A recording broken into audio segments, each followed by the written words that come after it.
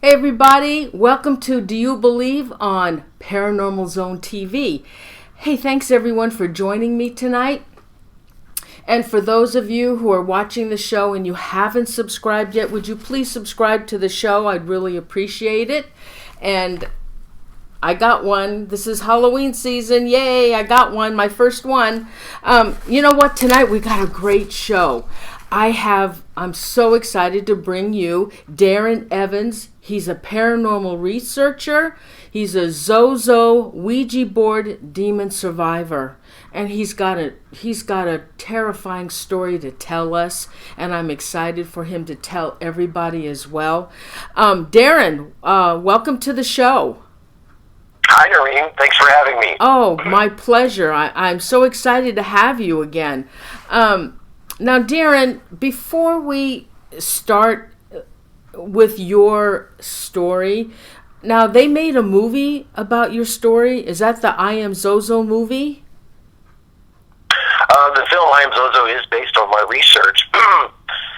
It basically puts forth kind of based on a story that the producer had found on the internet that kind of coincided with my experiences, and so they cast me in the film as myself, a paranormal researcher, and not using one of my actual experiences, but the experiences of someone else.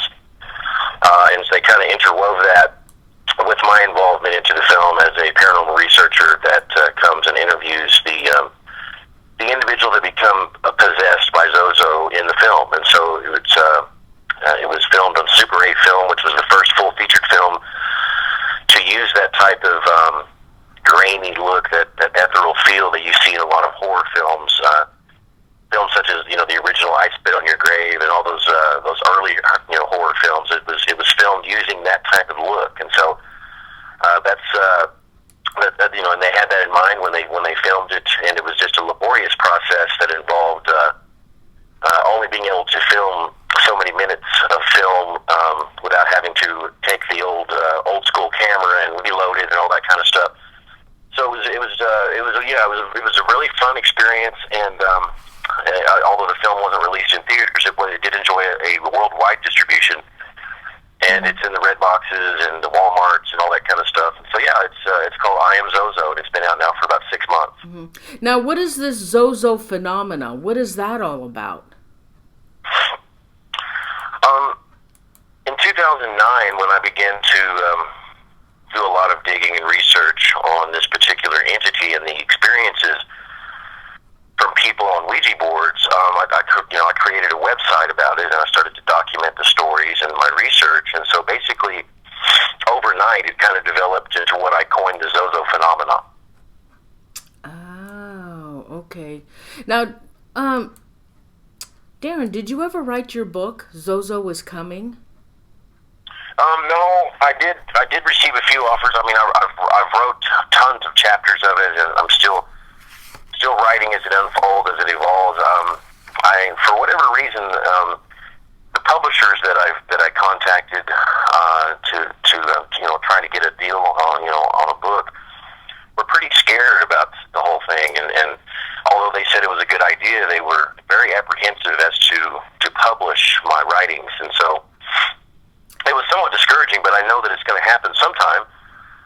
Just as I realized, there's a film about it coming up on October 18th on the Travel Channel. Will feature an episode with Zach Bagans and the crew at Ghost Adventures are doing a show called ZoZo Demon Board, in which I go investigate a home that I lived in with the guys.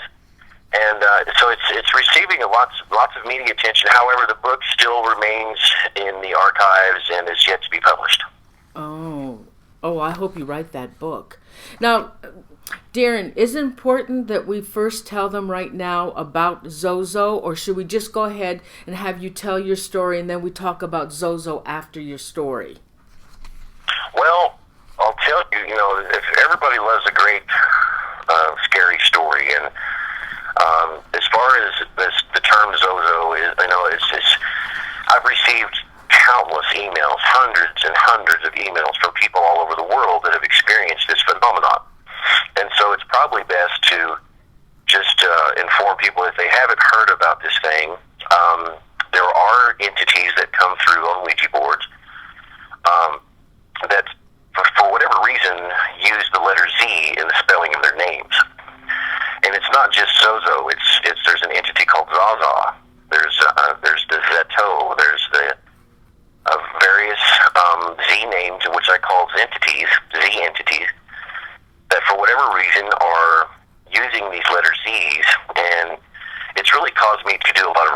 research on the letter Z itself.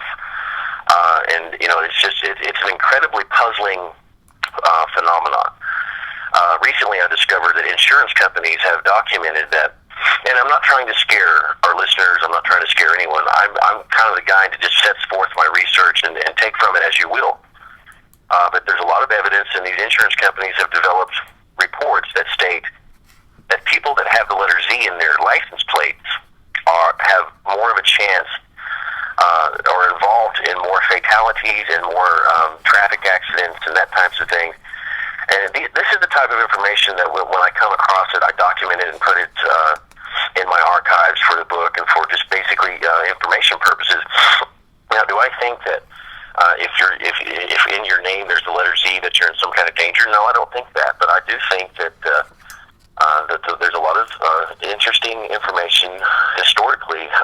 For instance, the letter Z was eliminated from several languages. The reasons why it was eliminated are particularly disturbing. And so, again, getting back to the entities, why they are choosing this letter Z, which is the least used letter in the human alphabet, or the English alphabet. Why are they using this letter, and why do they seem so strong in their planchet behaviors and that type of thing?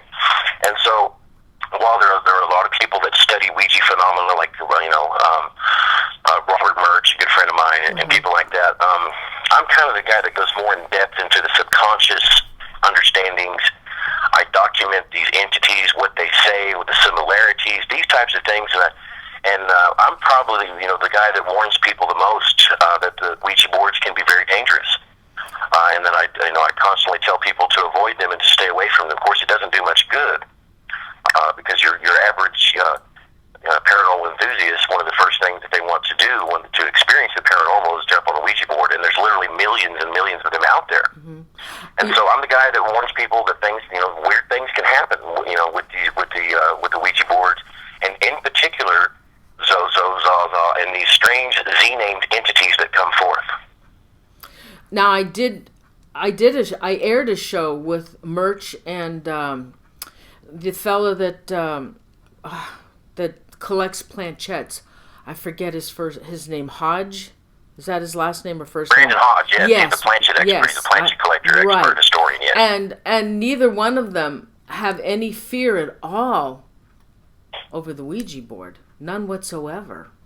And, I don't take anything away from their research. These guys are probably smarter than I am.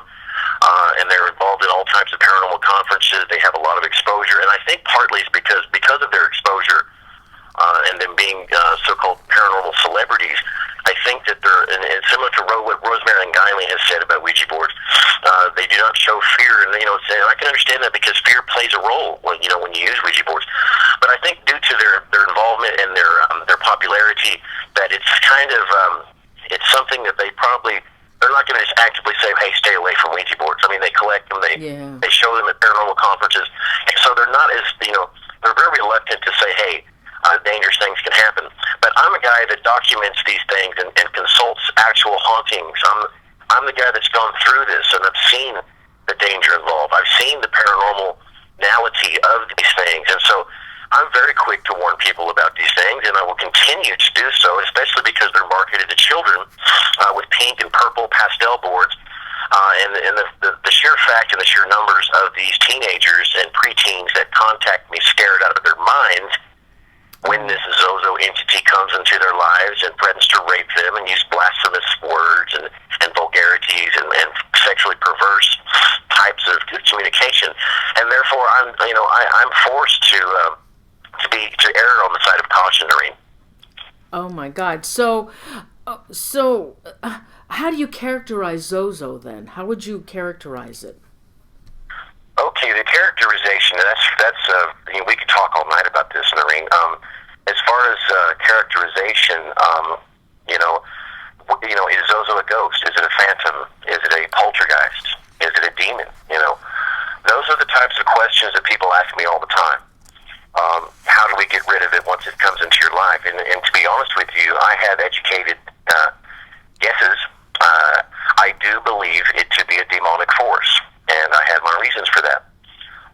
And I know fully well that there's so many people, so many TV programs, so many false demonologists and ghost hunters out there that that are trying to trick the homeowners into, automatically classifying something, paranormal phenomena, as demonic.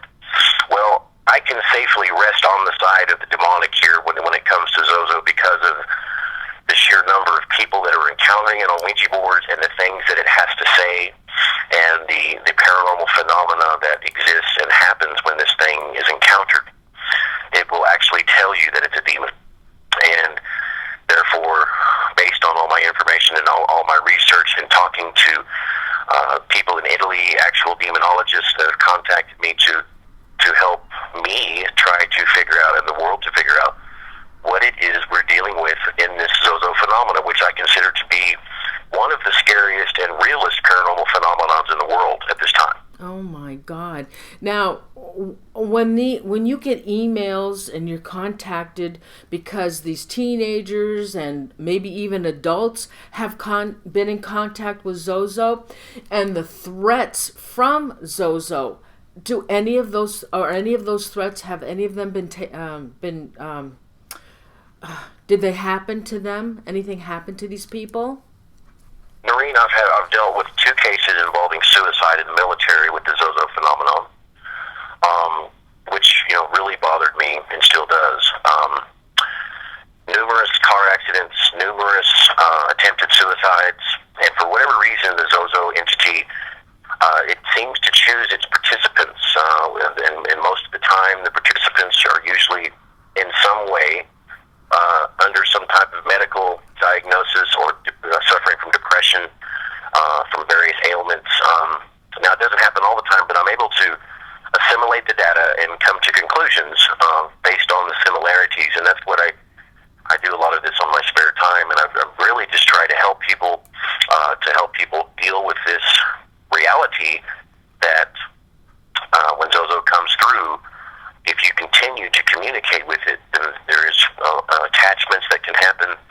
I feel that it's happened to me. I feel that it comes back to me. It shows itself in various things. And it can be incredibly hard and difficult to get rid of. And that's why Rosemary Ellen Guiley is kind of, in her opinion, that it may be an actual jinn of the Indian tradition, which even John Zaffis has stated that those can be incredibly difficult to get rid of, as opposed to even an actual demonic type of character. Now, okay, go ahead. I'm sorry. No, I was done. Go ahead, Noreen. Oh, now I read that ZoZo has been mentioned way back in 1816. That's correct. As part of my early research, I was able to dig into a lot of the ancient demonic encyclopedias. We have just an incredible resource here in Tulsa, Oklahoma, what's called Peace of Mind Bookstore, which has a dazzling array of ancient books on mysticism and that types of things. And because of my involvement there, they let me come in and delve into some of their archives, and I was able to dig up in the Dictionary Infernal, written by Colin de Plancy in various editions in the 1800s, that it was cited by a paranormal researcher called Darren A., who describes a possession of a 9-year-old girl, and become possessed, and there were 3 demons that identified themselves inside her, and ZoZo was one of those demons. Oh my God! And that discovery came well after I began documenting the stories and encounters of this thing. And let me tell you, Noreen, when I found that, when I first read that, the chills just completely enveloped me, because I had actually just discovered the first historical proof of the ZoZo phenomenon. Oh my God! How would somebody know they're in contact? Besides spelling out ZoZo, what else happens when they're using the board?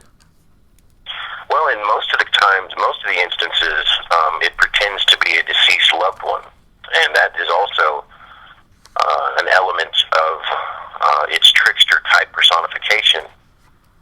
It will pretend to be a deceased relative, and so a lot of people, when they get on Ouija boards, they are attempting to contact either dead rock stars or dead relatives. And so I remember one time whenever I got on the board and was attempting to contact Bon Scott of AC/DC. I was a big AC/DC fan. Well, the plant should immediately begin to spell out things like "I mate," in an Australian type of accent. And so, by doing that, and I was young, and experimenting with boards every day, and I had a friend of mine, with me who's also a big AC/DC fan, and the planchette spelled, back then, we would smoke some grass, I'm going to be honest with you. Well, the planchette claimed it wanted to smoke a joint. Oh my! And so my friend rolled a joint, and we put it on there. And your listeners are probably going to think I'm a drugged out fiend, but back then, I don't do drugs or alcohol now. But back a long time ago, we actually rolled a joint, put it on the centerpiece, and you could plainly see the cherry, as if the planchette was smoking it in the ring. So, oh my God! It knew all kinds of information about AC/DC. It was using the Australian accent. It was incredible how the information that it was conveying, and then immediately, perhaps 30 minutes into this communication, it identified itself as ZoZo, and the planchette began going crazy, telling us all kinds of bad stuff, and basically telling us that we're all going to go to hell, we're all going to die, and all this kind of stuff. And so, getting back to the question, a lot of times it does pretend to be these deceased loved ones, and that will reel you in to see, and this communication may go on for several days before it finally reveals its true self. Oh my God! And so that is a disturbing aspect of how these encounters usually begin. I've heard you mention, or I read that ZoZo has a high IQ. Well, I'd said that in an interview in one of my videos that, and other people that have experimented with it as well, is that when they ask it questions, it's able to answer unknown information, such as middle names of great-grandfathers, where people in the room did not know the answer and were writing these answers down, and then they go ask their grandmother, and that information is finally brought forth that indeed the entity was correct in its information. Mm-hmm. And in my research, I'm able to declare that entities that have this type of information, these are the dangerous ones.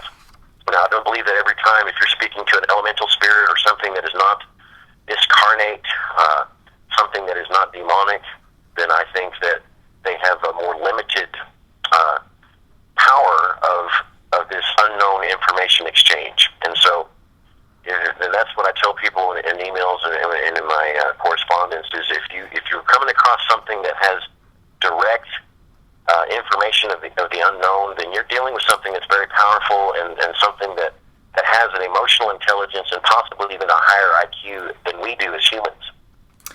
Now that planchette, I know it moves a lot supposedly when you're in contact with ZoZo, but what about that figure 8 that it does?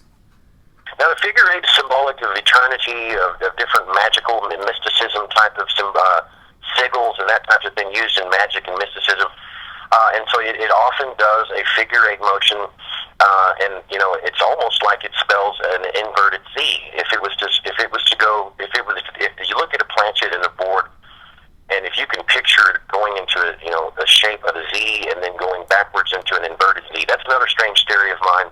It was actually not actually a theory of mine that was brought to my attention by another researcher. Is what if it's actually spelling its name backwards? And so that's another possibility. But for whatever reason, a lot of these entities will use an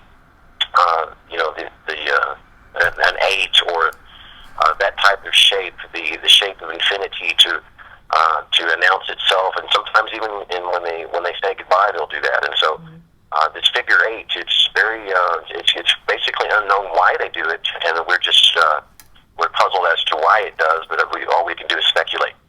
Do you think that some of these people that are contacting you might can go into like a hysterical mode where they think they've contacted ZoZo but they really haven't? Well, I'm sure that's a possibility. I'm sure it's happened. I'm sure there's a lot of tricksters out there that have contacted me. I've caught teenagers lying about it and that type of thing.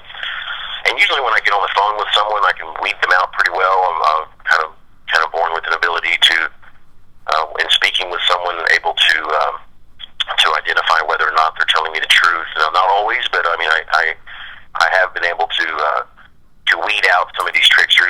and that's one thing that is becoming. Dave Schrader on Darkness Radio is also a co-host of Coast to Coast Radio, and we've talked about how he thinks, and other people, myself, understanding the possibility that we could be dealing with what's known as an egregore. An egregore is a being that emerges from a kind of a collective insanity, which develops kind of a truth of its own. Basically, that something is imagined into existence. Well, what about a tulpa? That's the same thing. Well, but the thing about it is, the mystics believe that, reality is what we perceive it to be. Such as a tulpa, the Tibetan tulpa, which tulpa, as I understand it, is Tibetan for build or construct, translated kind of as a magical emanation, right. A conjured thing. Right. Something created through spiritual or mental disciplines. Buddhist texts, they describe similar references to unreal, illusory, or mind-created apparitions. There's a guy, I think his last name's Ramesh. He has a book called Thought Forms and Hallucinations. He's mentioned, the creation of thought forms and other mental entities as a result of a holographic mind processing process. And so, Dave Schrader's kind of brought that to the attention, with the events that's happening with the Slender Man, the Mothman prophecies, all these types of things, these urban myths that come out are somehow able to gather and gain their own energy and their own reality based from people's experiences. And so while I continuously tell people that the ZOZO phenomena is not an urban myth, I do believe that somehow, because of me bringing it forward and the attention that it's gotten, that it's able to gain power from that. And I've been accused of creating a monster because of my research into, and basically into telling people that experiment with Ouija boards that this thing is out there. Now, that was never my intention, Noreen. It wasn't my intention to try to scare people and to try to cause a mass panic or anything of that type of nature. With the Catholic Church living on my website, I have site trackers that document different major universities, different governments in Tel Aviv, Israel, the Red Square, China. I mean, I get the strangest, hits on my website that I'm able to document. And puzzling more so is the amount of unknown URLs that show up, people that are blocking their access for me to find out where they're, how they're landing on there. But yeah, it's is it an egregore? I mean, what is it? I mean, we just don't know, and I'm still under the opinion that it's a demonic realm. So how can it predict? It has predicted deaths. How does it do that? Well, we don't know. I mean, Carl Jung, he introduced, information into archetypes, which are, based on observations, differing but repeating patterns of thought and action that reappear time and time again across, countries, continents. It's my opinion and my hypothesis that this is ZOZO and these entities are actually using our subconscious to contact us. And so, I mean, it's almost as if this thing is wormed through the collective unconscious, and I'm deeply studying this type of thing to help try to put together how this thing's able to do what it does. And in part, it's accurate forecasting. It's and I tell people, Doreen, if you do get on a Ouija board, it is very important that you do not ask it how you're going to die. Ask it anything as to future events, because they're more than willing to use their evil agendas to tell you that you're going to die for instance, for me, it told me I was going to die of a stab wound. Ooh. Well, years later, I got stabbed and almost died, but I did not die, and so it isn't always correct. Oh. But my friend Randy had said that when he asked it how he was going to die, it said at night, all alone, and it spelled car wreck. Randy died a couple of years after that, and he died in exactly the way ZoZo said he was going to die. I have another friend that asked it before Randy died. Michael and I got on the board, and he asked it how he was going to die, and it just simply spelled murder. Well, about a year later, he was murdered, and it remains unsolved. So that's why I'm so quick to tell people, do not ask it questions about death and future events. Were you using the board with him when that message came to him? Yes, I was on the board with Randy and Michael both, and they died exactly the way it said they were going to. Now, these teenagers, I saw on your blog page how they desperately want to contact ZoZo. Why? I guess just for the thrill of it. And isn't always, are they, when these teenagers or these young kids want to contact ZoZo, does ZoZo always come to them, or does it like just... Absolutely not. Okay. I checked into that arena, and it's there's a lot of teenagers that get frustrated, and I have a little chat box on my website. They get on there and they say, "Oh, Darren, you're full of shit because I tried to contact ZoZo and it wasn't there, it never came, and so therefore you're full of crap." And it appears randomly, and we do. I have no idea. There's got to be some type of connection that the ZoZo experiences have.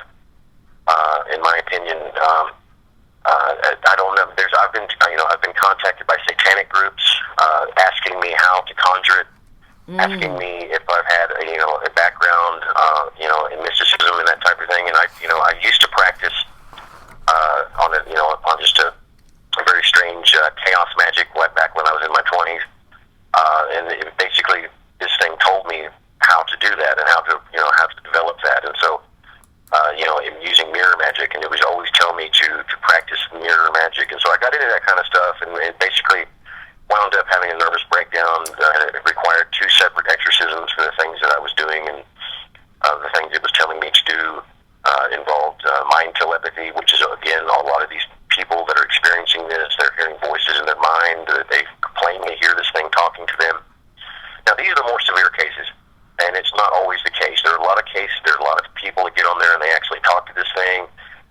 It insults them, and they carry on conversation. A lot of times it tells them that they're chosen ones. It tells them that it's a secret guardian and its guardian angel.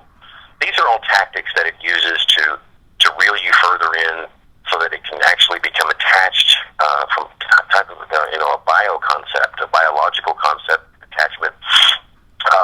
It's very real. In the sheer number of people that have contacted me with similarities that make your hair stand up as far as the things that it wants them to do, the things that it tells them to do, using blood, using sex magic, that types of thing. And so, and it's really caused me to look into the name itself. Why does it call itself that? Because there's so many people that contact me and say, well, it's not using its real name, because if demons won't, you can have power over them if you have their real name. But this thing, identifies itself. It's proud of its name. It'll sit there and talk about its name, and it's just crazy the way it is attached itself to this name. Oh my God! Now, there's also a thing called the ZoZo in the Zeppelin, the Jimmy Page aspect. And that's something that only Jimmy Page knows, and Robert Plant claims to know what it is. He's never gone on record to tell anybody what it is, but one strange thing is that ZoZo was used in Led Zeppelin music. The only other time it was used was when Jimmy Page was recording music with the Black Crows. Now, ZoZo actually means crow or raven in the ancient Basque language. Now, Jimmy Page was, he at one time owned one of the most extensive collections of Aleister Crowley paintings and properties and personal belongings and that type of thing. So we know Jimmy Page was really heavily involved into the occult. And there's also a phenomenon called the Oz-Zo synchro-mystic phenomenon. And you can Google Rant in A minor by Jake Kotz, and he goes into depth about what synchro-mysticism is, and basically it's defined as finding esoteric meaning within the mundane. And it's all over film. The letter ZO is in all kinds of different films, and video stills, pictures that were taken by accident, but are all connected in the Oz-Zo principality, such as the 911. There's a lot of strange connections with the ZO and the Oz. A lot of magical things happen with these two combinations. And in my research of the letter Z, there's researchers that have claimed that it's an evil letter, that it's an eschatological letter, a letter of prophecy, the evil cousin of the letter S. The letter S is seen in the mirror. The letter Z has been eliminated from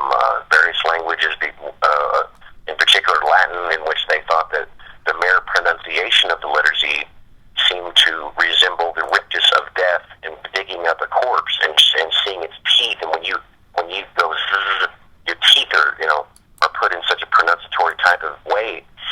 They eliminated the letter Z out of their language, Noreen, and so oh my God, it's very fascinating research. But I mean, how much of it can we trust? We just don't know. Oh my God. Now, what about this demon Pazuzu? Did you? Is there some kind of a connection? I was able to find something in a Greek book of tourism that was written in 1906 that plainly says that ZOZO is derivative and diminutive of Pazuzu.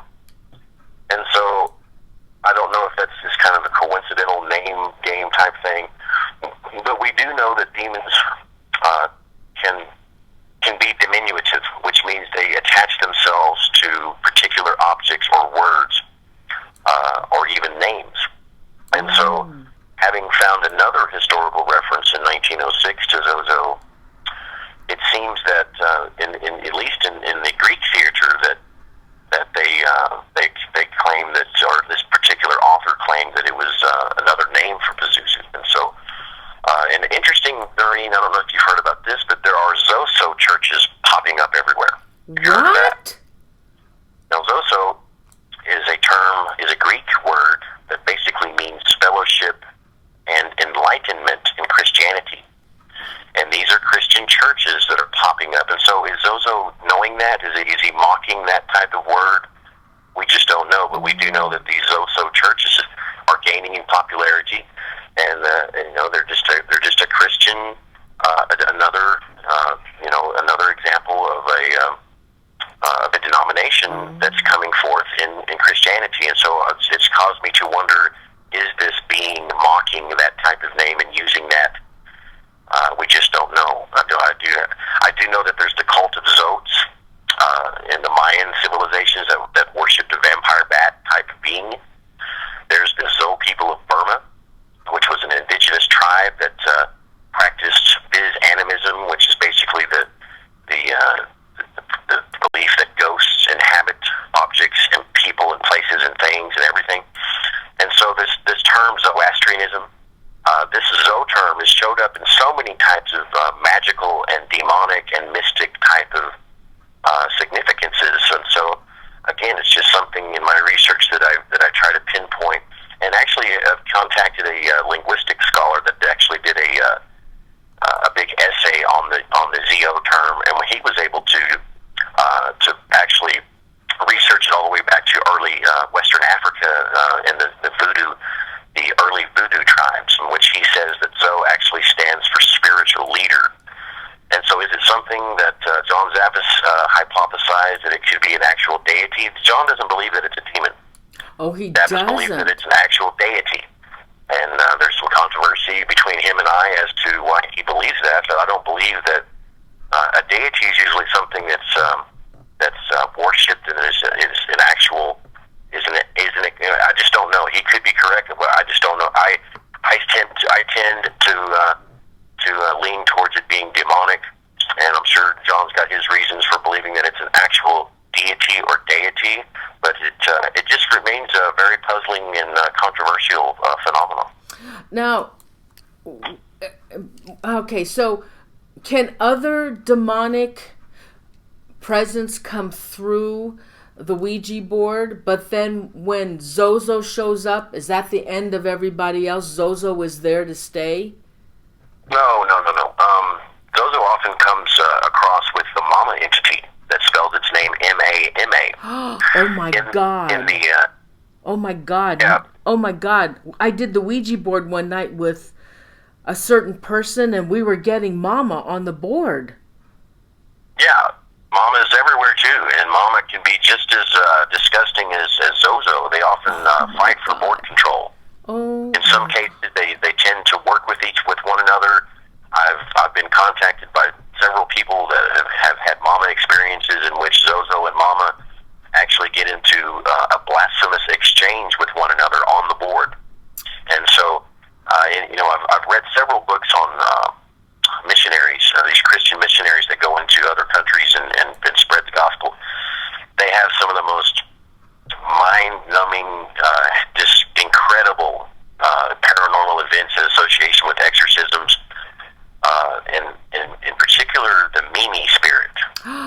The Mimi? What's Mimi, that? M-I-M-I. Yeah, what's the Mimi spirit? What's well, that? The Mimi is actually an Aboriginal, from the Australian Aboriginal sources, was a kind of a demonic ghost that would, come inside people, cause them to commit suicide, other heinous acts. And so this mama, the Mimi, now Mimi was also, along with ZoZo in the case in 1816 involving the 9-year-old girl, one of the three demons was also named Mimi. And so could have been mistaken as Mama. We just don't know. But a lot of these priests that conduct these missionaries and have these horrid tales of exorcism that they describe in these older books that I'm able to run across, they have described the Mimi as being happening in cultures non-existent to one another. That this thing is able to cross geographical cultural barriers in possession. And so, they definitely travel in packs, not unlike wolves, Noreen, in Ouija boards. It's not uncommon to get ZoZo, Mama, the ZOZO spirit, and any other type of demonic presence that may be, present in that type of exchange or when the portal's opened. And so, very common for multiple entities to come through. Oh my God. Do you want to tell your story now? I've told it quite a few times. I mean, basically the story started, when I was in the mid-'80s, when I was a teenager. A double-sided Ouija board was found underneath a house. It was obviously made by practitioners of witchcraft. On one side was a standard William Fold Ouija board that I traced back to, I think it was 1936. A very large board with the squared, corners. But the other side of that board was a homemade piece of wood that was glued on somehow. What was probably one of the strangest characteristics of that board is that someone had spilled candle wax on the board very artistically. And if you can picture a Ouija board being turned upside down and then a black mass with tentacles poured over it, and the tentacles kind of expelling onto the other side, that's what this thing looked like. I mean, it looked alive. Oh my God. It was just crazy looking. And I noticed immediately that, that the ZoZo term was inscribed in large letterings in place of where the Ouija is on your standard Ouija boards. Well, this thing didn't say Ouija, it said ZoZo. And so back then we were very, the plumber actually cut himself on a nail when he come out, when he said he found this thing, and he was pretty upset. He was bleeding on his shoulder, and so it's almost like, the person that found it, was immediately become bloody from finding it. I'll never forget that. Well, basically, I went and found this thing underneath this house, and it was surrounded by jars of preserved blackbirds. And at the time, I had no idea that ZoZo actually is defined as blackbird or crow or raven in the ancient Basque language. But it did kind of excite me as far as, I was pretty bored at the time. I was into Led Zeppelin. I knew what ZoZo was. And so I immediately thought, having known Jimmy Page was into the occult, it really springboarded my interest into the occult. And so we took it out, dusted it off, and I noticed that there was that the board had erosion on it because of I don't know if it's because of the candle wax or how it was built, but it was actually, what I call the rainbow effect is when this thing, communicates with you, and it purposely goes from Z to O to Z to O, very quickly and very pronounced, very deliberately. And I saw that erosion in this board that you could tell it had been going from Z to O, a lot of times. And so, were these practitioners, were they contacting it? I believe that obviously they was. We began to have sessions on it, and they didn't have a planchette with it. We actually went and got a planchette and made homemade ones, but the planchette would actually scoot off this board if we used it on the typical side. Mm-hmm. It would push it off the table, and it would always land on the ZoZo side. So it was like it was telling us that it wanted to communicate with us on that dark side that we called it. How many people were with you when you were? How many people were normally with you when you would use the Ouija board? We would have parties, Ouija parties. I was pretty ignorant at the time, Noreen. I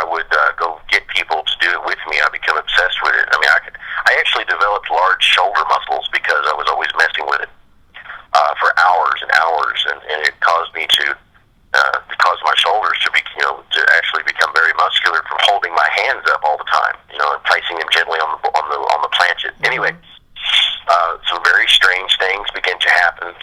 Doors would open and close by themselves. There was one particular time when I was demanding it to show itself, and we heard a very loud thumping on the front door, which scared everybody. It seriously scared everybody but me. I mean, I was scared, but I was trying to be boastful and trying to show the girls that I wasn't scared or whatever. But I went to the door and opened it. There was nothing there, and it would tell us. It told us that there was a dead body buried in the backyard. We actually followed the planchette all the way to a place in the backyard and dug up a dog carcass. And so when I unearthed these bones, I thought I was actually digging up a human body, and I was freaking out. Everybody else was freaking out. We called the police, and they basically determined that they thought we was nuts, and basically told us right off the bat that it was, after digging it up, that it was dog bones. But how did this thing know exactly where this thing was buried? Yeah. Really? It's stuff that happened. So basically, we began to become fearful of the board, and my girlfriend's mother at the time demanding that I get it out of the house. And so we all moved out in the country to Jennings, Oklahoma, and they bought about 4 acres out there, and it was a very undeveloped country out there, and we moved a trailer out there. Well, I was exploring out in the woods one afternoon and run across an abandoned campsite. And in this campsite, there was a large bus. I kind of broke into the bus and found all kinds of rifles and an album collection. And there was just an antique Austin Healey convertible sports car that was also parked out there that had been rusted. You could tell this stuff had just been out there for years and left abandoned. Well, I stashed this Ouija board into the trunk of this Austin Healey car, and because I didn't really want to destroy it, I was basically obsessed with it. And I stashed in the back of this thing, and there wasn't anything in this trunk. But later, about a month later, I came back to investigate this strange campsite, and the trunk on this vehicle would not lock, but you were able to press it down and it would stay down. And so I opened it back up, and to my amazement and horror, about 50 rats jumped out of the back of that trunk on top of me. And it caused me to fall backwards and just start screaming and take off running. And so I got up the nerve to walk back because the rats had scurried about and disappeared. And I went back up to that trunk and opened it back up. These rats had completely devoured the board and made it into a nest along with other sticks and everything else. But it was very strange, and so that led to the demise of the double-sided board. But it cultivated an obsession with me into going out and finding other Ouija boards and that types of thing to continue my obsession. And so I become the guy that would take it over to your house if you did not believe in spirits. And in doing so, I don't believe I was never able to convince people that the spirit world was real. Really? So how long do you use the Ouija board anymore? Oh no. The Ouija board is not something. I was talked into doing it with the Ghost Adventures episode that's coming up, and it's probably been 10 years. I've put my finger on the planchette a few times just out of curiosity. Didn't wait around long enough, basically, to see if it was there. And of course, Zach Bagans, I was pretty proud of him. He would not get on the board. Really? I'm surprised he's so daring all the time. He is daring, and he's gone to some of the most haunted places on earth, and he is very fearless as far as provocation is concerned. But he would not touch this particular board, which comes from Robert Murch. Robert had been kind enough to let us use some of those boards for some of the reenactments that might take place on the episode. But yeah, I was able to get back on one, and it quickly came back. And it'll be interesting to see how they translate this all to film. But they did talk to me, and I always promised myself that if I did get back on the board, that it would be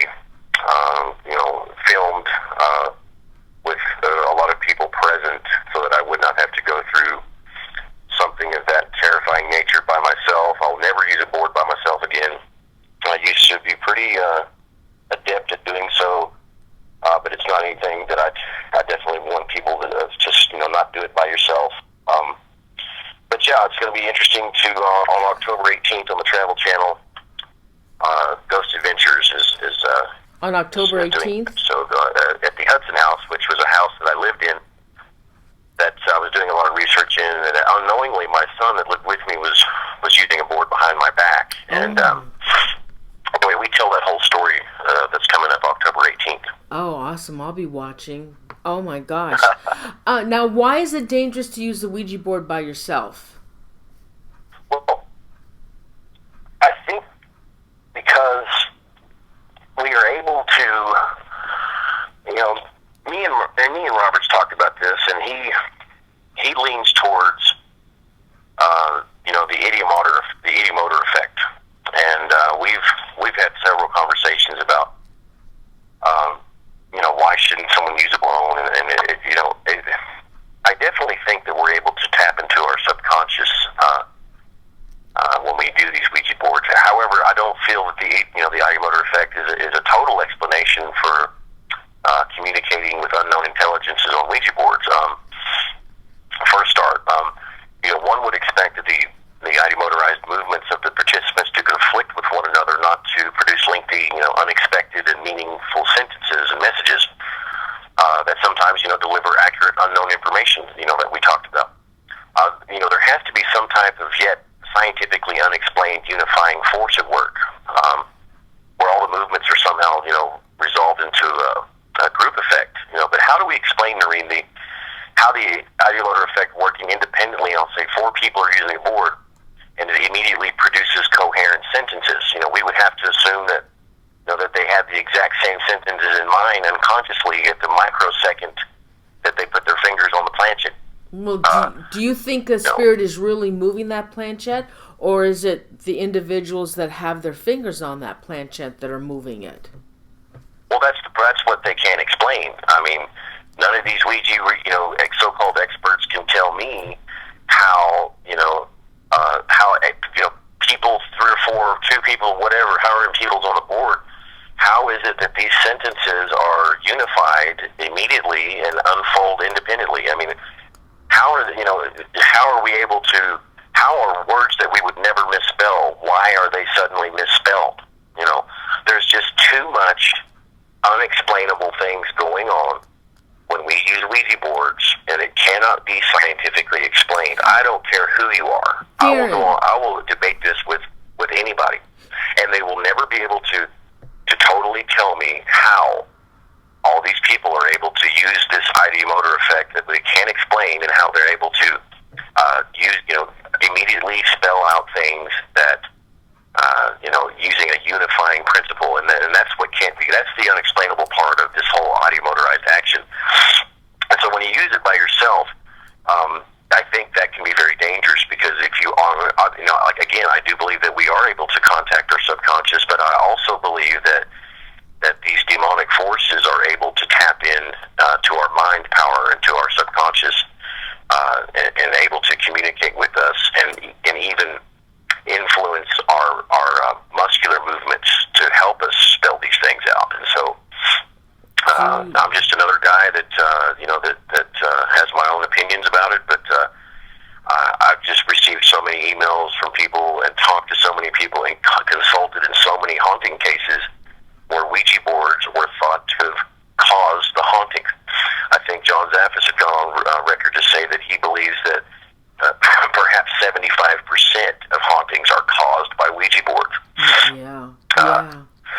And so it's one of the things asked by investigators that go into homes that, where the clients think that, hey, did you use a Ouija board? Did you ever use a Ouija board? Sometimes they say no, and then later find out somebody was, such as my Hudson House experience that's going to be on the Ghost Adventures episode. I will not use Ouija boards. I don't use them in investigations. I think that that can be very dangerous. I know people that do that, and you know what, we actually did it in the Ghost Adventures episode. But I was influenced by the producers to go ahead and do it. My wife definitely told me not to do it. She got freaked out. She freaked out in the middle of the filming. We had to shut down the filming. She actually disappeared. She's had problems with this thing, possibly trying to possess her. We've had all kinds of bad things happen. And so, again, I was, I hate to sound hypocritical because I did use it during the investigation, but this is for a major TV television series. This isn't something that I would just go out and do if I was going to investigate, a haunting somewhere. I would definitely, would not have a Ouija board. Oh my God! I actually still own one. I own a board that that is actually encompassed in wax from a shaman friend of mine that wanted to trap the spirit in there. But this thing is all over the place, Noreen. I mean, and so we don't know if it's actually entities using the name to cause and spread fear, or if it's an actual what it says to be is it describes itself as a hell keeper. It's incredible the knowledge that it has. Do you think it can read your mind, Darren? Do you think they can read your mind? Oh, definitely. Oh, it can. And again, people do not agree with that. They don't think that demons can, but this one can. I've seen it do it. I mean, I've actually witnessed with two teenage girls on a board. We did an experiment where they were blindfolded, and I would draw shapes and numbers and letters onto a piece of paper, and very carefully not let anybody see it. I did it in front of some other people that was witnessing it as well, and I would draw a shape or a color, and it was so accurate that in one particular instance, I wrote the color blue, and I wrote it in a marker that was a very light pastel blue, and I wrinkled up the piece of paper, held it tightly in my hand, and I yelled out, "Guess what? Can you please spell the color or spell what I've just written?" Mm-hmm. And it actually spelled sky blue as opposed to just blue.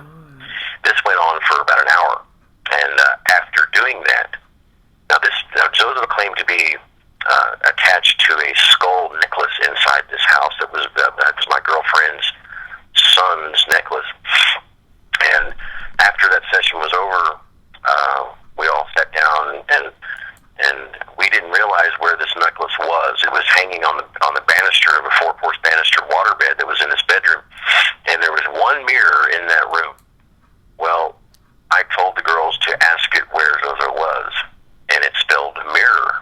Well, we were all crouched down. It was kind of dark in that room. We looked up immediately to the mirror, and you could plainly see the skull necklace was swinging back and forth, and it had these fake ruby eyes that were just shining through, the light that was coming through that mirror. And just looking up and seeing that skull necklace at the same time, it told us that it was attached to it. And we all got so scared, we run out of that room, and there was 6 foot of snow outside, and we stayed outside till we just froze our asses off. We were just totally terrified. Oh my God. And so that was crazy. And that house, became very haunted. I think just because we had done those experiments, and those experiments were a blindfolded experiment. I'll never forget that.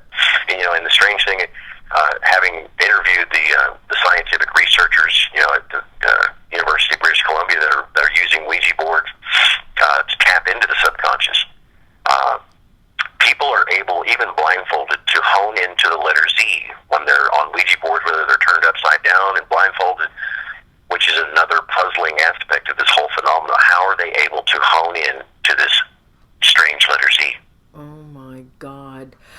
Can you talk a little bit about that institute? I found it very interesting that they are using a Ouija board to tap into the subconscious. How are they? Are they having any luck? Yes, they are having. Their findings are unbelievable. They haven't published all their findings yet, but I was there. You can read about them on various sources. They've been on CBS News. They've been on NBC. They're actually trying to. They're the first people to ever crowdfund a scientific experiment, and so they're asking for money from people to continue their experiments to tap into the subconscious using Ouija boards. And so I was interviewing them on my show Hell's Bells Radio, and halfway into the interview, my phone went dead and ruined that interview. But it's actually one of the highest downloaded interviews that I've done so far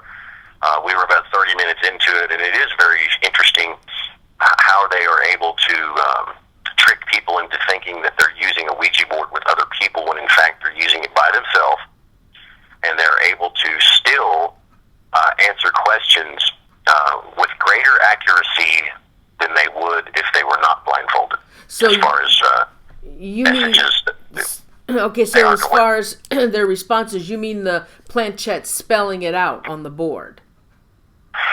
Well, yes. Now, it's not always accurate. Sometimes it doesn't work, but they are able to mostly use yes or no questions, and it's able to somehow find the yes as opposed to even if they turn it upside down. Some of their findings, I mean, and they don't actually, they'll be the first to tell people that they do not attribute the Ouija board to being paranormal in any sense. They are convinced that you're able to tap into the subconscious mind, which has a power of its own. It's one of the, which kind of leads me to speak briefly about Carl Jung and his archetypes. Carl Jung was the first person to identify these archetypes that are, basically buried within the human subconscious. And one of those archetypes, Noreen, is known as the shadow. The shadow reflects deep elements of our psyche, where latent dispositions, that are in all humans arise. It's by its name. It's very dark, shadowy, unknown, and troubling. But the shadow in us defies rules, and by doing so, it can plunge us into what Jung said was new lands of chaos and battle. We can see the shadow in other people, and if we dare, Noreen, we can sometimes identify it in ourselves. We can project the shadow unknowingly to others. When we deny its existence in ourselves, that's where it gets interesting. It can have a life of its own, and they call this, and Jung called this as the other. It may appear in dreams, hallucinations, and other musings, which I suspect may be happening to certain individuals that play with Ouija boards. It appears as someone or something that is bad, fearsome, despicable.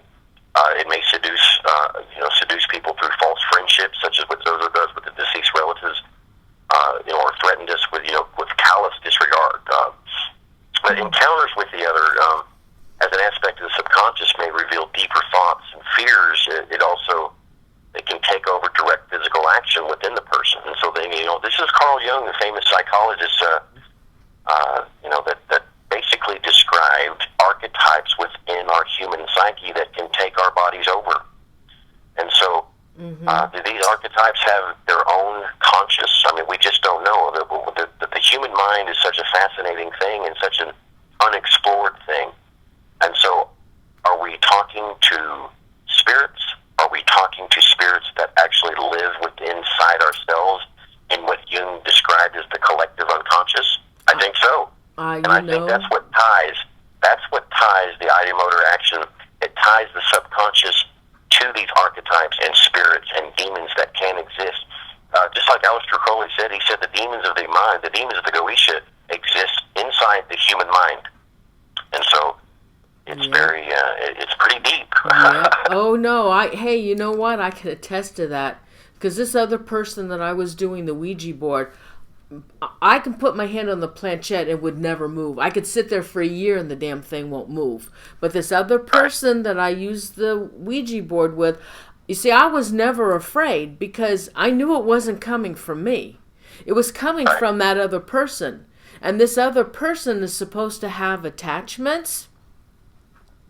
And this other person that I would use the Ouija board with, I mean, oh my God. The responses that we got were absolutely insane. And I knew it wasn't coming from me. So I believe what you're saying.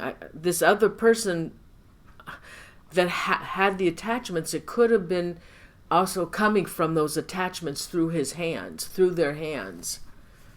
That's crazy, because my ex-wife, when I would get onto it with her, it would act so much stronger. And then even in the early instruction manuals on Ouija boards, it always said that for some reason they were able to convey that if you use it, it works best with a member of the opposite sex. Mm-hmm. And so I don't know if that's duality or just a biological component or whatever, but it seems to work better with a man and a woman, or that there be a gender difference. And so why it works better with certain people. Certain people, they mediums and not know it. They could be a slight trance medium and not actually know it. And when they get on a board, they are able to project through their mediumship these entities. And I do believe that that's a possibility. Well, this other person would go into a trance, and sometimes their eyes would turn black, which scared which scared me. And that would scare anyone.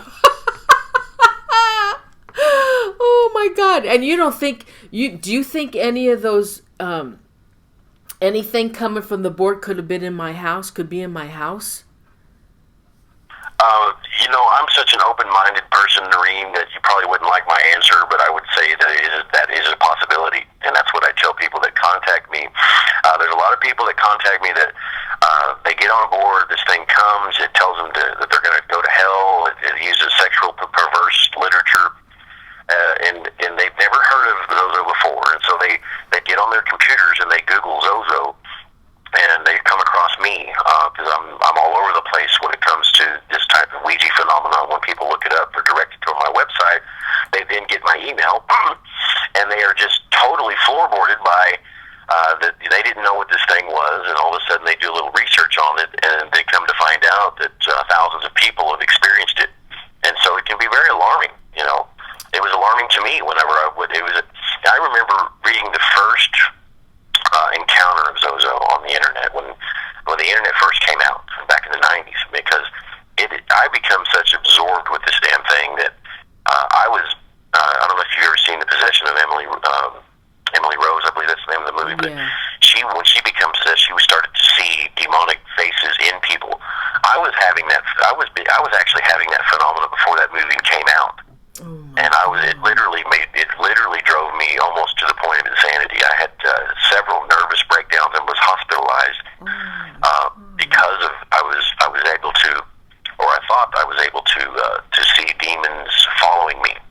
And so these things, the more you use boards, the more these types of things can happen, and that's why what I call a level 1 ZoZo encounter is when ZoZo basically comes through and you realize what it is and that it's bad. And that's what Rose Marilyn Guiley definitely tells people, that if you run across one of these dark entities, just leave it alone.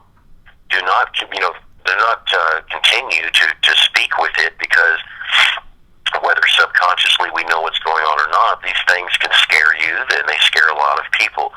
And Noreen, all these investigators and stuff, they claim, it's just a tool. It's just a tool. Mm-hmm. And I believe that the Ouija board is not unlike a chainsaw. I mean, a chainsaw can be used for the betterment of man. It can cut wood, it can do things, but it can also be used to chop up bodies and do things that we wouldn't want it to do. And so I think laws of attraction, laws of intent, laws of all these different things come into play whether we know it or not. And I think Carl Wicklund, that in 1957 wrote the book Talking to the Dead, he would go into insane asylums with his wife, who was a medium, and they would talk to people that were diagnosed as being mentally unstable or crazy or psychosis, and he was able to document several cases where his wife, using her mediumship abilities, was able to get these demonic spirits to cross over, and the people came out of their psychosis. And so there's a lot of, Edgar Casey thought, he had said that he warned people to stay away from Ouija boards, and he also agreed that, and several people, researchers back then, they claimed that these people in a lot of these mental institutions and serial killers, that they are actually, they have spirit attachments, and they often describe voices in their head that cause them to create these, to commit these heinous crimes. And so,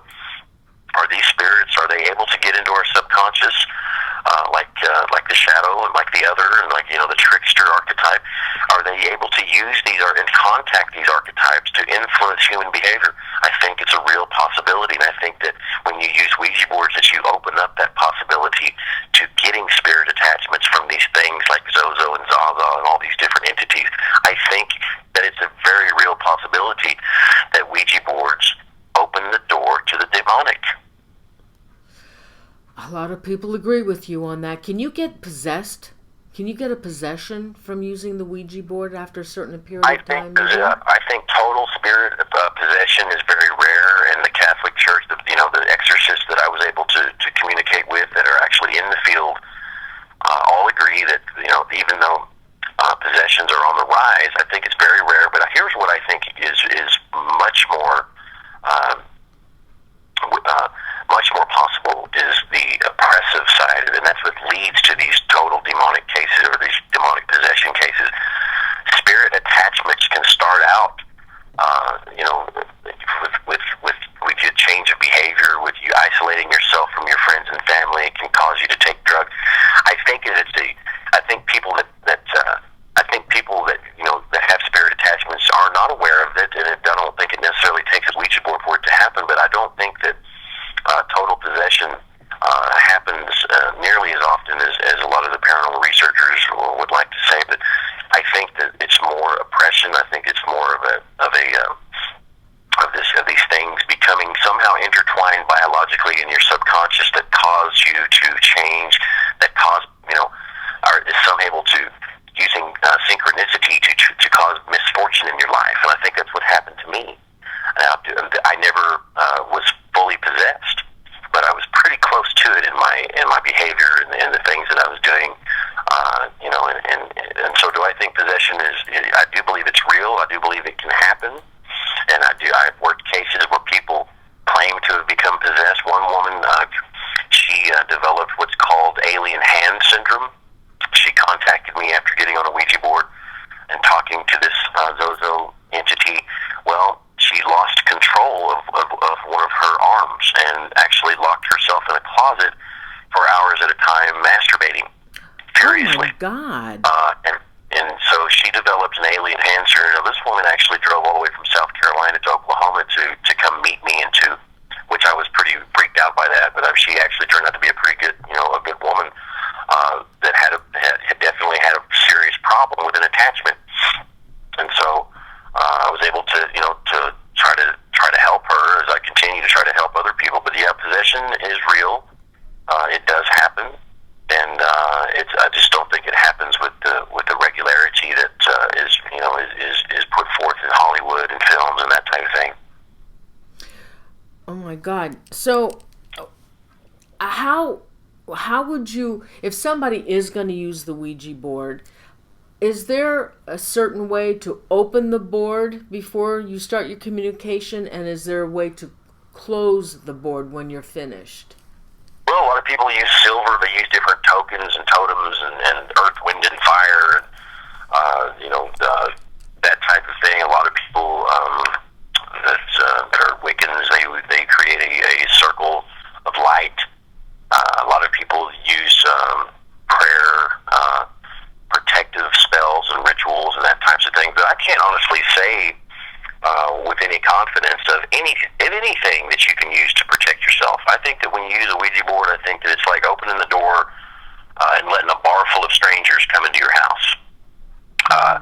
You just don't know what you're going to get. Every time you use one, it's a roll of the dice as to what type of intent the spirit may have.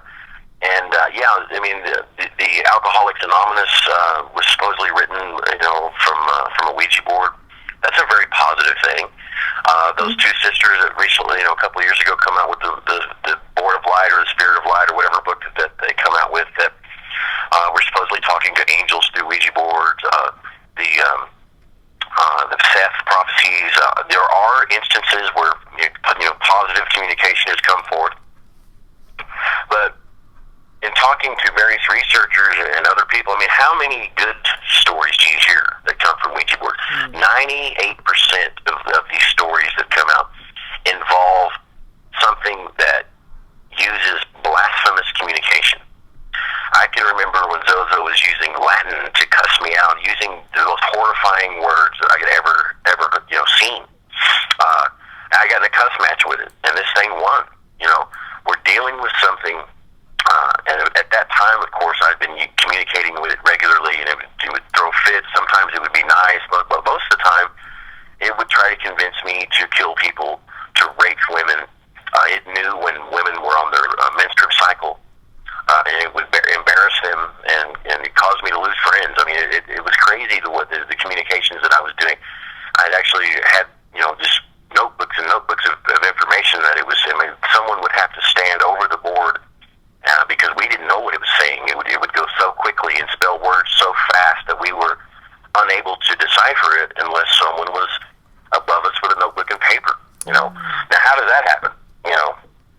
And other people, they say the same thing, that this thing's able to spell words so quickly that they can't keep up with it. And that's and I tell people, never let this thing control what's being said on the board, because it has its own agenda.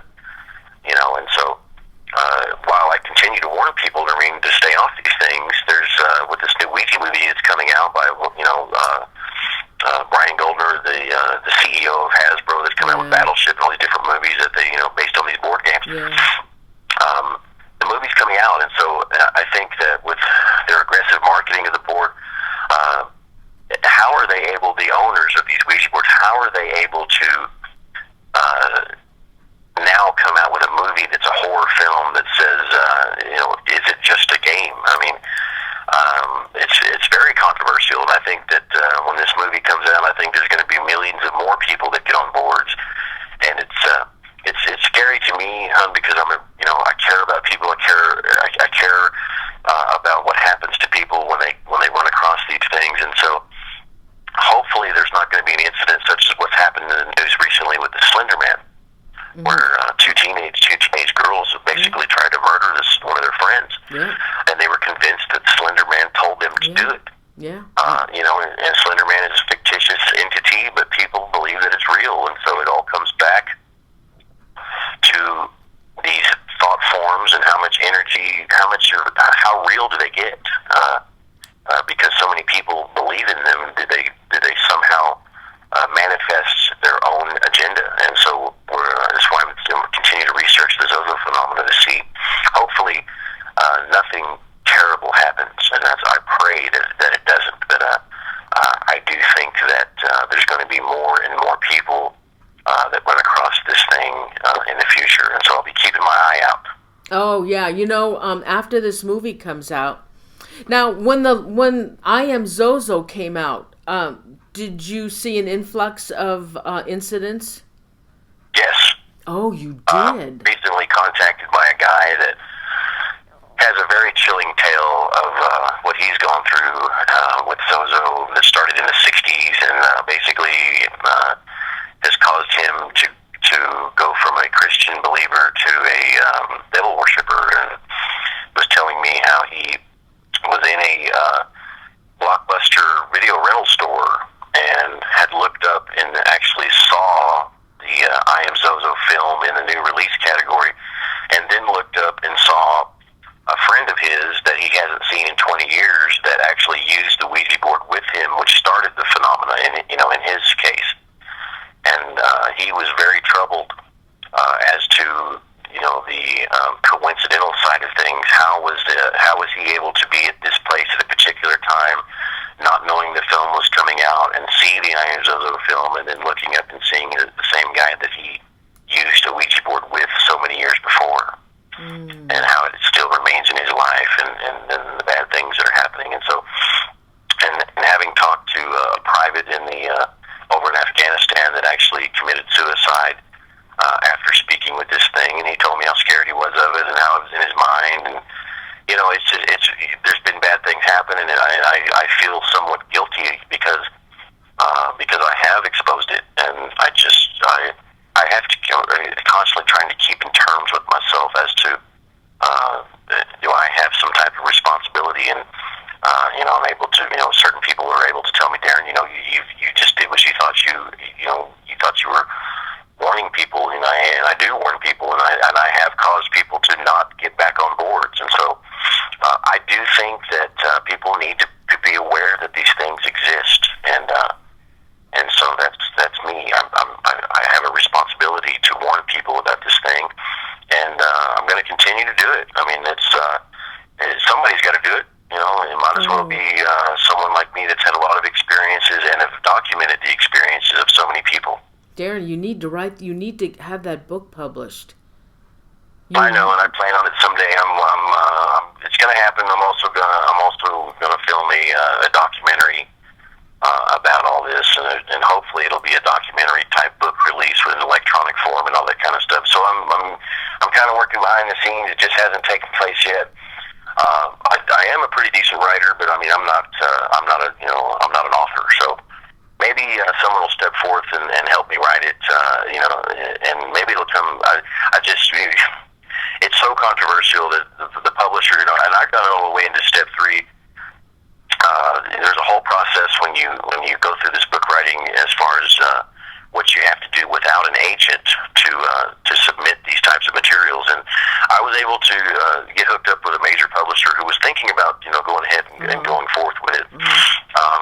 We were unable to come to terms with that process, and so Noreen, it's probably going to be a series of books. So I have enough experiences and the permission of individuals to write an entire book just based on people's experiences with this thing that has nothing to do with my research. And so it's in the works, and I plan on doing it. It's just it's taken me a long time. It's been 5 years worth of writings, and I've had various laptops that have crashed that had a lot of the writings in them and had to rewrite it. And as it unfolds, things change. Some of my opinions have changed, but it's all. It's definitely write a book about all this stuff, and it'd be a very terrifying one. Now, do you still keep up your blog? I have been locked out of my blog for a couple of years. That's a pretty strange set of circumstances. That someone had actually changed my password and had hacked into it. I suspect that it may be a government agency or possibly the Catholic Church that continues to live on my site. Always parked there. It comes from the opposite of the office of the consulate to the Pope over in Italy. Oh my God! And now what do they have in their archives? What do they know? Is what I've always asked. At one point in time, whenever I would log onto my site, it used my own particular URL, and it said that I was in the middle of a Catholic church in Salt Lake City, Utah. And so somehow someone was able to take my electronic whereabouts, and I thought it was someone else until I was able to actually look at my site trackers. And when I landed on there, I thought it was someone else, Noreen, but it was actually me. But it was someone had took it over my computer, and it actually looked like that someone from this church in Salt Lake City, Utah, St. Anne's Catholic Church, but it was me. Oh my God! And so that was strange. I've had hits from CIA headquarters. I've had hits from major government agencies, and so someone out there knows more about this phenomenon than I do. Oh my God! I jokingly say that I'm the world's only zozoologist, and Noreen, in all honesty, it's very overwhelming, the responsibility that I have in telling people that contact me that are so desperate and wanting to know how to rid it from their lives. And it's, not all the cases are so serious that involve suicide and car wrecks and all that kind of thing. That is pretty rare, but it's numerous. And most of the instances, people are scared. They start hearing noises, scratchings on the walls. They start seeing apparitions. And so they're in desperation. They contact me, and Noreen, I just don't know. I can help them try to understand the phenomena, and I can teach them techniques that were taught by me from various shamans and various Indians. I'm part Cherokee in the North America, the smudgings and that types of thing. And sometimes those types of if they're not religious, if they're not Christian or whatever, I try to actively try to help them come up with ways that they can dispel it or rid it or get rid of it. But it's very overwhelming that I'm the guy that everybody comes to, because I'm just an average guy But Darren, how does somebody get a hold of you? They need your help.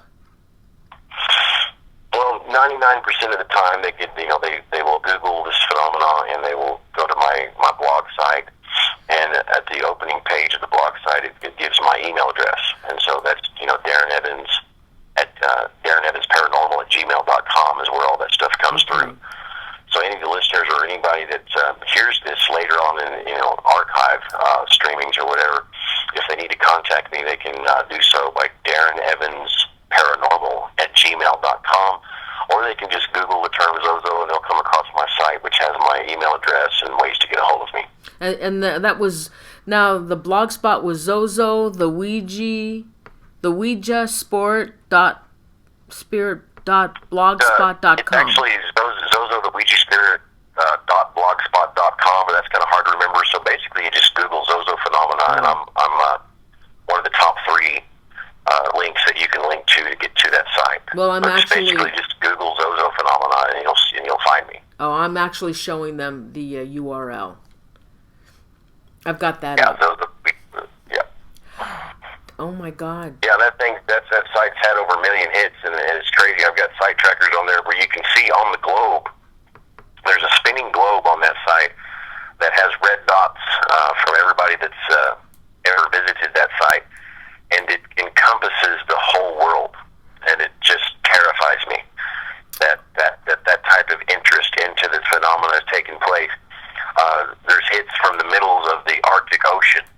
There's hits from the middle of these just unknown, this deserts where there's not supposed to be anybody, and so it's just crazy the worldwide interest into this phenomena, and I've had people from Australia.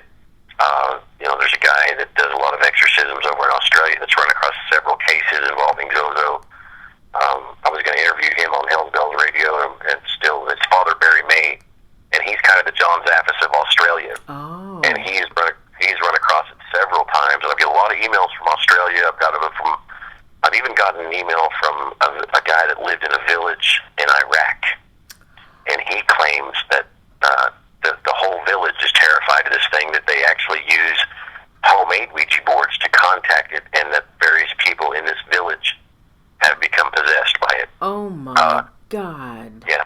Pakistan, I've had emails come from a family of people that claim to be possessed in Italy that I had to refer to the exorcist guy that doesn't want me to let anybody know who he is, and I can't really pronounce his name anyway, but him and another researcher claim to know what demon it actually is, and I won't go into details of that right now, but it is one of the gatekeepers of hell, and due to their numerology, they were able to, which, I've done a lot of numerology on the ZOZO phenomenon, the word itself, and both in the Chaldean and the Pythagorean, the numerology, it spells, basically its number is 28, and Aleister Crowley had said that the number 28 was a terrible number pertaining to the great beast,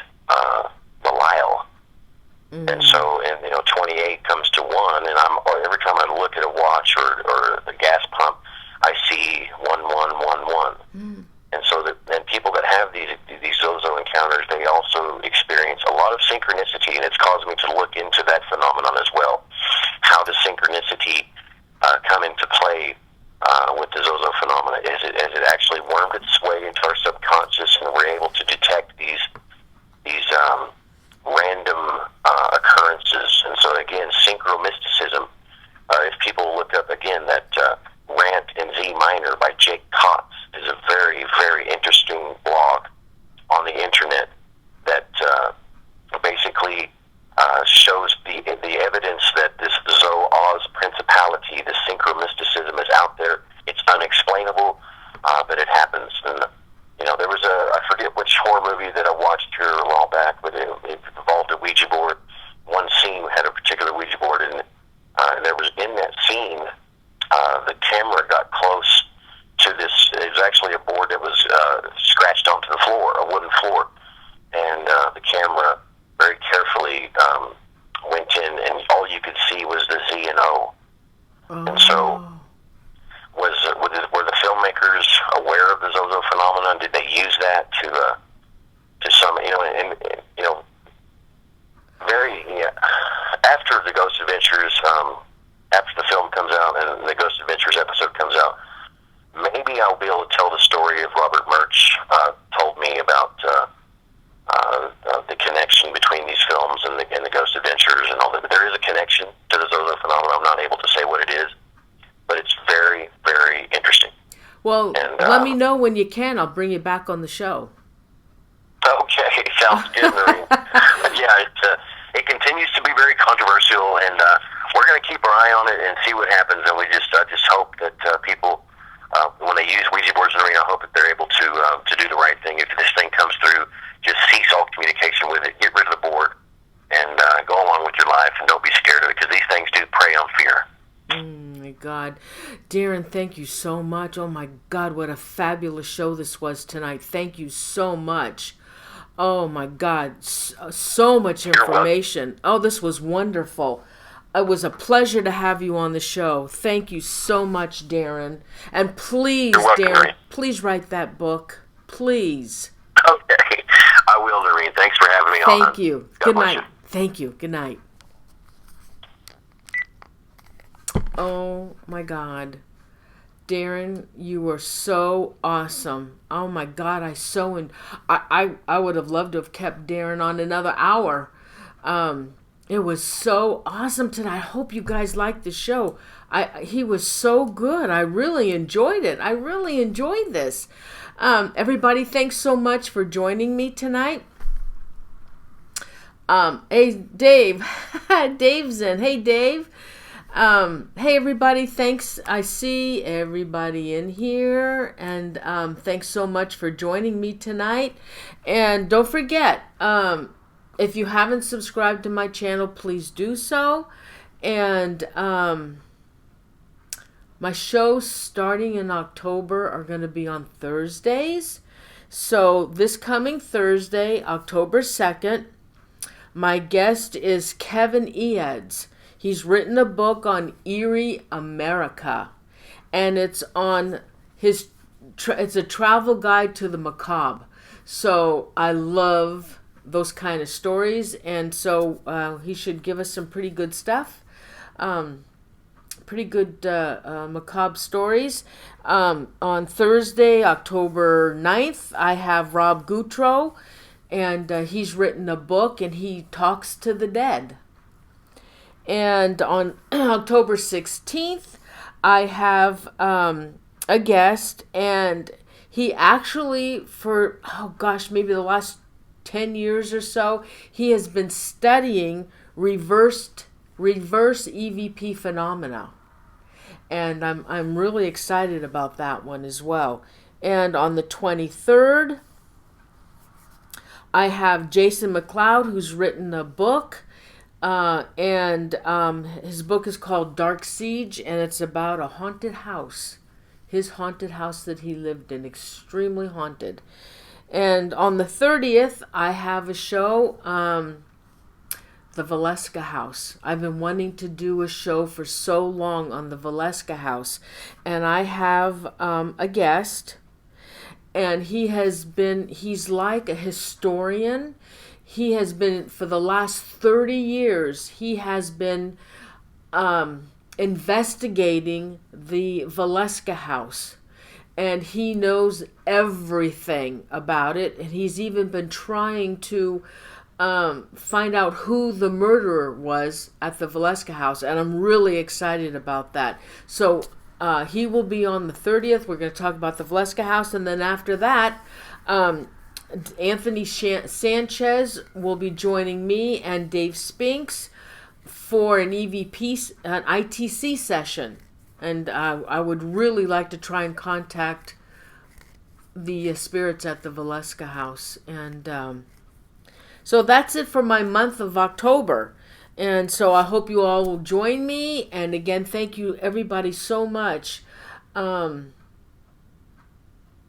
Oh, yeah, Ruth. I know I found out today Jesse had sent me a message, and thank you. It's been some time since I haven't spoken to Nancy for several years, but it was still sad to hear about her passing. It was she was one of my team members when I had a paranormal team. So anyway, all the shows will be the same. 6 o'clock Pacific, 8 Central, and 9 Eastern. The times aren't going to change, but the day is going to change. I need my weekends off. The wedding is December 6th. It's coming fast, and I'm going crazy. So everybody, again, thank you so much for being here. You know I love you guys. You know, and we got the best chat room anywhere. The best chat room. Big group hug, everybody. Big group hug. Love you guys. And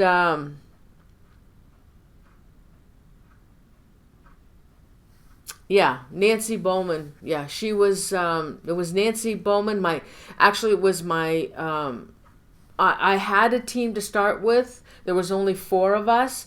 And then we progressed, and 2 of them left. Jesse Garcia stayed with me, and Nancy Bowman joined up with me. And we didn't do private residence. I aired live paranormal investigations. I had left Live Sci-Fi, and I started my own team, Paranormal Zone TV, and we aired paranormal investigations. And this was back in, gosh, I think in 2008. And we only went to historic locations, and we had a ball. We had a really good time, and then we started doing talk shows, and we started doing paranormal. Oh my God, I had so many talk shows. We would do round tables. Oh my God. And so I really enjoyed the talk shows an awful lot, and was getting very, very expensive to go out and do paranormal investigations. It cost a fortune here. Anything that the state owns is $1,500, $1,000 to $1,500 to do a paranormal investigation, and then you had to pay the salary of the ranger. It was getting outrageous. And we did go to some historic hotels. But yeah, I did. Oh, hi, Penny. Oh, my God.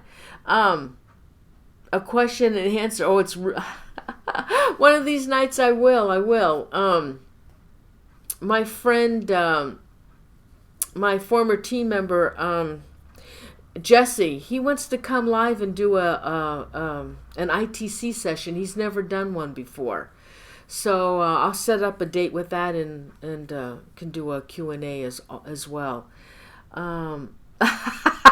Charlie. And by the way, I started to say SHIT, and I said SHI, but I didn't put the T on that, so I didn't complete that word. I saw somebody I didn't say it all the way. I left the T off. I think I did anyway. I'll have to play it back. So anyway, you guys, thanks so much. I haven't eaten dinner. I'm starving. I'm hungry. And again, I want to thank you all so much for being here. I love you guys. And don't forget, Thursday, October 2nd, for the next show, I'll send out the announcements. I'll send out emails. If any of you are on Google+, please let me know so I can add you to the paranormal group, because emails go out to that group as a reminder. And so I think that's it, okay? Any suggestions for shows, let me know. I'll try and get a guest. If I can't get a guest, I won't air the show. I don't want to do it by myself. I really would prefer to have a guest. And Dave is still here. Yes, Darren was awesome. He was awesome. And so everybody, thanks so much. If you missed the show, just go back. It'll go into archives. This is an hour-long show, so it'll take a little bit, so it has to process. And I hope I get all my comments on my show tonight. So everybody, I want to thank you so much. Love you guys. I'll see you on Thursday. Good night, everyone. Thank you.